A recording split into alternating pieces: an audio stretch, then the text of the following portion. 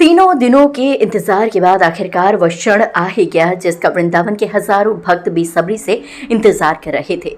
स्वास्थ्य कारणों से रुकी हुई संत प्रेमानंद महाराज की नियमित पदयात्रा आज सुबह या तड़के पुनः शुरू हुई, जिसमें भक्तिमय नगरी का माहौल फिर एक बार जोश और उल्लास से भर उठा। बीते दिनों स्वास्थ्य बिगड़ने और चिकित्सकों की सलाह पर सिटी स्कैन कराए जाने के बाद महाराज जी की ये पहली सार्वजनिक पदयात्रा थी। पिछले 3 दिन से महाराज जी ने अपनी पदयात्रा स्थगित कर रखी थी और केवल श्री हित राधा कैली कुंज आश्रम के बाहर खड़े रहकर ही दर्शनार्थियों का अभिवादन स्वीकार कर रहे थे। भक्तों को लगातार उनके स्वास्थ्य की चिंता सता रही थी, जिसके चलते पदयात्रा मार्ग पर सन्नाटा पसरा हुआ था। जैसे ही श्री हित राधा कैली कुंज आश्रम से सुनरख तिराही तक महाराज जी ने पदयात्रा शुरू की, भक्तों की भीड़ उमड़ पड़ी।